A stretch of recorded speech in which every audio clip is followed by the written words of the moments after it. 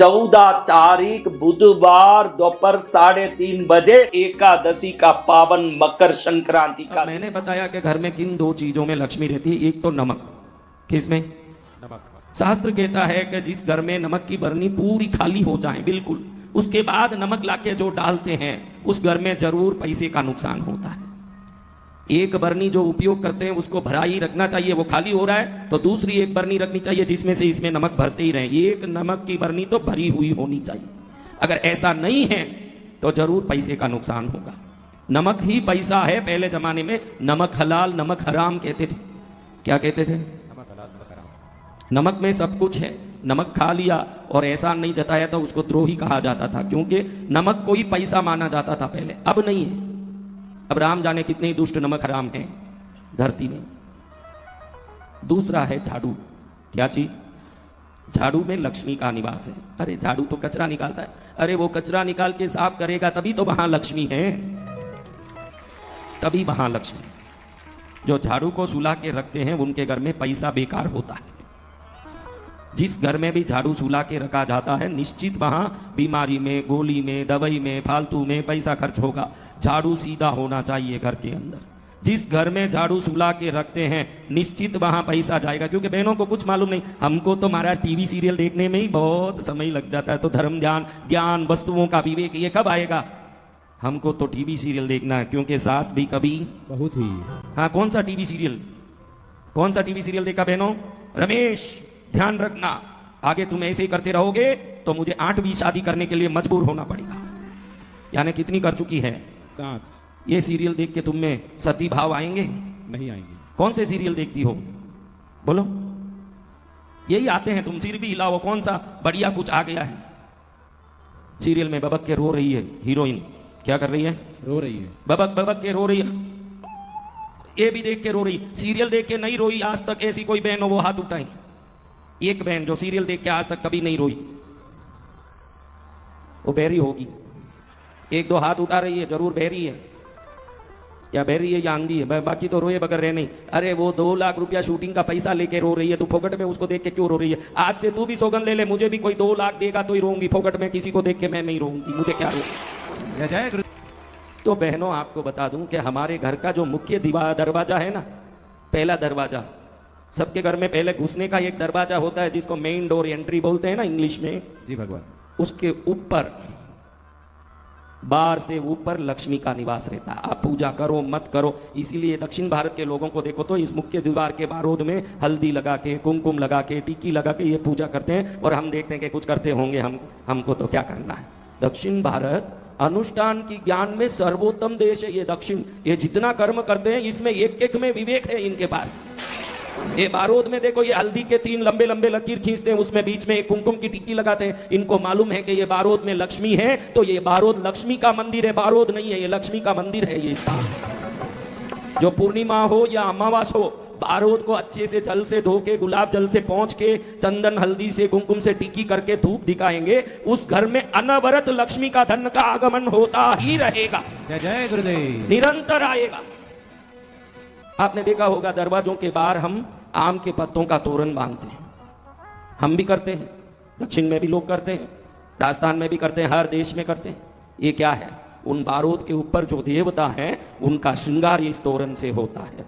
जय जय गुरुदेव। अब देखो, जो बारूद मुख्य दरवाजा है, घर से बाहर देखता है ना, दरवाजा जो घर से बाहर देखता है वो बाहर की दिशा में लक्ष्मी रहती है।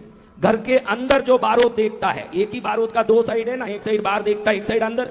बाहर की तरफ लक्ष्मी है तो अंदर की तरफ कुल देवी है।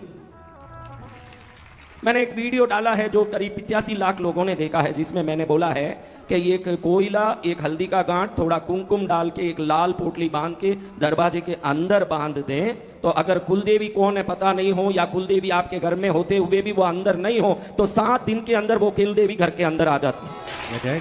मैंने वो वीडियो डाला है कि कुलदेवी नहीं हो तो कैसे आएगी। मैंने ये वीडियो डाला। किसी को, कई लोगों को कुलदेवी का पता नहीं होता, लेकिन उस बारोद के अंदर की तरफ, मुख्य दरवाजे के बारोद के 2 दिशा, एक तो बाहर देखता है, एक अंदर देखता है ना। बाहर वाला लक्ष्मी का स्थान है, अंदर वाला कुल देवी का स्थान है। जब भी घर में आप घर से बाहर निकलो तो उस समय कुल देवी माँ घर की रक्षा करना। ऐसे आप प्रार्थना करके बाहर निकलोगे, कोई भी प्रकार से उस घर को कोई परेशान नहीं कर पाएगा, ये घर रक्षित हो जाएगा। जय जय गुरुदेव। जैसे ही घर के अंदर देखो, आप लोगों की आजकल आदत पड़ गई घर के बाहर चप्पल छोड़ने की, जगह जगह चप्पल छोड़ दिया। क्या छोड़ा? चप्पल छोड़ा कि नहीं? बोलो। जी भगवान। तो मैंने बोला बाहर के बाहर कौन रहती है? लक्ष्मी माँ। बोलो बेटियों, जोर से बोलो। तो आपने क्या किया? उसको क्या दर्शन कराया? चप्पल। तो कभी भी चप्पल को घर के दरवाजे के सामने नहीं छोड़ना, या तो छोटा सा एक अलमारा जैसे बाहर बना के उसमें छोड़ा करो। आजकल किसी को टाइम ही नहीं है, बहुत कम लोग हैं जो चप्पल छोड़े, तब 2 चप्पल एक साथ छोड़ते होंगे। पैर ऐसे पटकते हैं, निकलते अंदर बाहर जाते आते समय, एक चप्पल अमेरिका की दिशा में जाती है तो एक चप्पल कन्याकुमारी की दिशा में जाए, है कि नहीं? देखो, आप ही देखो।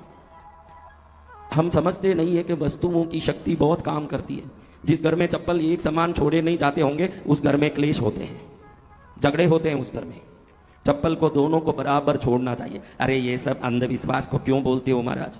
बात आपके समझ से नहीं आती हो। हमारे पूर्वज पागल नहीं थे, हमारे पूर्वज कोई साधारण नहीं थे। उनको पता था कि राई में शक्ति है तो काली मिर्च में भी शक्ति है। मैं बोल रहा था ना कि शत्रु के घर में जाएंगे, अगर शत्रु ने कुछ कर लिया हो तैयारी के आपके ऊपर कुछ करना, तो क्या करना? दक्षिण भारत में कहावत है कि शत्रु के घर में शादी या मरगत में जबरदस्ती जाना पड़े तो मुंह में काली मिर्च चबाते जाओ। जब आप काली मिर्च को चबा के उसके रस को निगलते जा रहे हो तो बड़े से बड़े तांत्रिक का किया हुआ टोटका भी आपके ऊपर काम नहीं कर सकता। जय जय गुरुदेव। कभी अप्रिय जगह में जाना पड़े तो जरूर काली मिर्च को चबा के जाना चाहिए। कभी कभी ऐसा होता है कि हमको अप्रिय जगहों में जाना पड़ जाए। बहनों को पूछो तो हमारे लिए अप्रिय जगह एक ही है, ननंद का घर, वो अप्रिय जगह है। बहनों, किस किस की ननंद है? मैंने बहुत रिसर्च किया, पर्सनल रिसर्च किया, ननंद नाम क्यों रखा होगा। फिर ये रिसर्च का अंत मेरा रिजल्ट निकला, जिसको देखने के बाद भाभी को न आवे आनंद वो ननंद। जिसको देखने के बाद भाभी को ना आवे आनंद वो कौन है? ननंद। लेकिन भाभी भूल जाए कि मैं भी किसी की।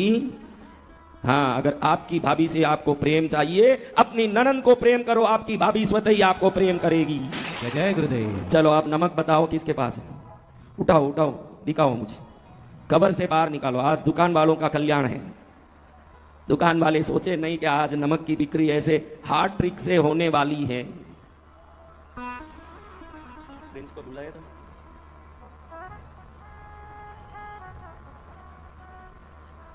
अरे वो ले बुक लेनो है, छोटो मंत्र रो बुक छोटो जाडो लाया कि नहीं लाया?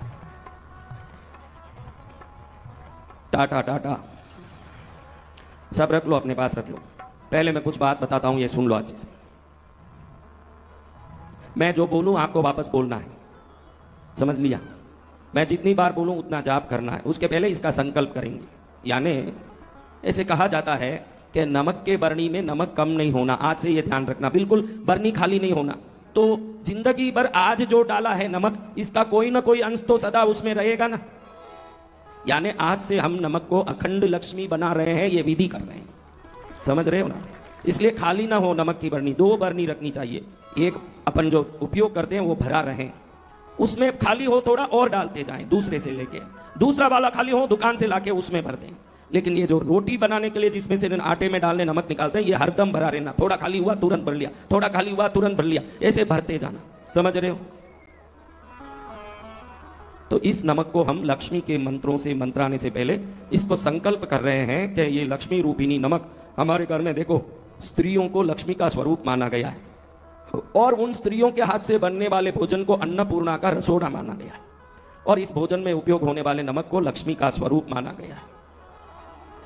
मैंने कहा झाड़ू को खड़ा रखना। कई औरतों का चेहरा देखा, आश्चर्य में देख रही थी, क्योंकि उनके घर में जिंदगी भर झाड़ू सो रहा है।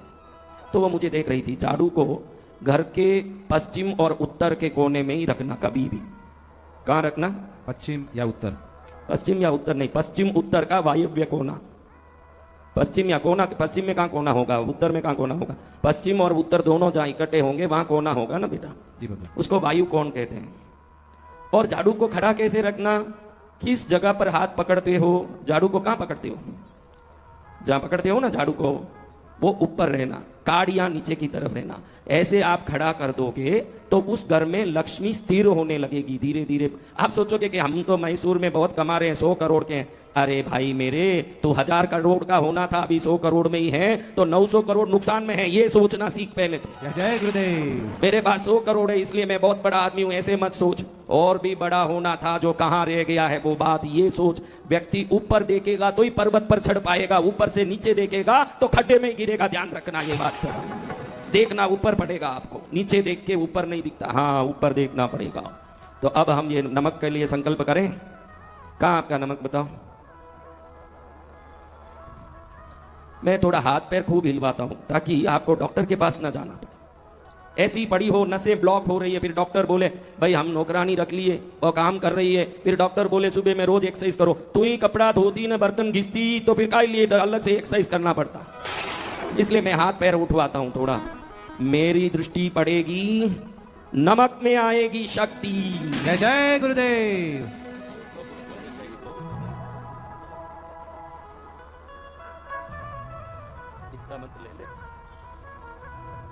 बोलो जगत गुरु भगवान की जय जय गुरुदेव। चलो रख दो, नीचे रख दो। देखो अभी मैं ही यूं मंत्र बोल के चिल्लाता रहूं कि साक्षात माँ की कृपा चाहिए। यानी आप मत बोलो, आप मत चिल्लाओ, माँ को बुलाओ, इसका अर्थ यही है।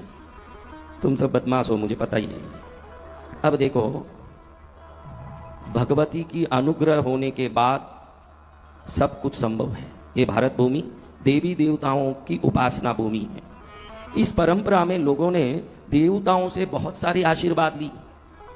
महाराष्ट्र के शिवाजी महाराज ने तुलजा भवानी की प्रार्थना से विदेशियों से आक्रमण से पराजित करके भारत को सुदृढ़ राज्य बनाया, मात्र भगवती की कृपा से। शिवाजी सम्राट ने,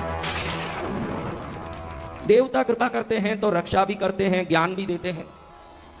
भगवती सरस्वती की उपासना करते हुए मूक पंचसती आदि शंकराचार्य के परंपरा में आए हुए एक सन्यासी ने, मूक यानी कौन भाई?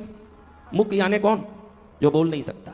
जो बोल नहीं सकने वाला भगवती के सामने गया और 500 श्लोक बनाया, जिसको मूक पंचसती यानी 500, पंचसती यानी 500 श्लोकों से भगवती की भजन करके अपने मुंह से उनको रिझाया जो गूंगा था। भगवती ने ऐसी आशीर्वाद दी कि वो 500 श्लोक बनाया। कालिदास भी आप जानते हो कैसे मूर्ख थे। कालिदास कैसे थे? महाकवि कालिदास बन गए। क्या बन गए? महाकवि कालिदास। तो पहले तो ये विश्वास करो कि भगवती की कृपा होगी, इस पंडाल में आपका मंगल होगा ही होगा, ये पहले विश्वास। जय जय गुरुदेव। क्या विश्वास करो? मंगल होगा ही होगा। तो अभी मैं माँ को बुलाने वाला हूं, फिर ही मंत्र आऊंगा, संकल्प करूंगा, सब करूंगा, लेकिन अब मैं माँ को बुलाऊंगा। किसको? माँ का आशीर्वाद सभी को। तो देखो, जैसे ही मैं माँ को बुलाऊंगा, इस पंडाल में माँ आके खड़ी होगी। अभी आपको कोई सुगंध आ रहा है क्या? नहीं है ना? बोलो, कोई सुगंध आ रहा है आपको? नहीं आ रहा। यूं करो, समझ पड़े, यूं करो, यूं करो। तो अभी जैसे ही मैं माँ को बुलाऊंगा, मेरी बच्चियों, आपको जबरदस्त खुशबू आना शुरू होगा, क्योंकि देवी जब खड़ी होगी, देवी का शरीर खुशबूमय है कि दुर्गंधमय है? खुशबूमय। लेकिन आपको दिखेगी नहीं। आपने इतनी साधना की क्या देवी को देखे ऐसे? नहीं की। लेकिन आप देख नहीं पाओ तो भी उसका अगर उपस्थिति है तो कुछ तो उसका संकेत मिलेगा कि नहीं? बोलो मेरी बच्चियों। तो किसी को चंदन का सुगंध आएगा, किसी को चमेली का सुगंध आएगा, किसी को मोगरे का सुगंध आएगा, किसी भाई को गुलाब का सुगंध आएगा। मालूम पड़ जाएगा कि कौन आ गई है। फिर ये नमक मंत्राएं कि घर ले जाएंगे। माँ की दृष्टि पड़ गई, मैसूर का हर व्यक्ति राजा ही है। जय जय गुरुदेव। ऐसा नहीं कि राजा ही राजा है, जिस पर माँ लक्ष्मी की कृपा पड़ जाए वो रंक भी राजा है। जय जय। तो कौन है? रंक भी राजा है। अभी कोई सुगंध है क्या? बराबर बताओ, जैसे पहले बताई। पीछे चेयर पर बैठे हुए चौकीदार बताओ, चौकी पर जो भी बैठे हो चौकीदार। जमीन पर बैठे हुए जमींदार भी बताओ। हाँ, अच्छे से हिलाए, बहुत अच्छा। थोड़ा फुर्ती भी आया कि नहीं बहनों? आया ना? तो रोज पति आके भोजन बनाया क्या बोले तो ये करके दिखाना, ये करके दिखाना एक बार, खुश हो जाएगा एकदम। कितनी अच्छी पत्नी लाया, कितना बढ़िया है। चलो अब माँ को बुलाएं क्या? क्यों टाइम बहुत हो गया, फिर हम कल से समय पर करेंगे। आज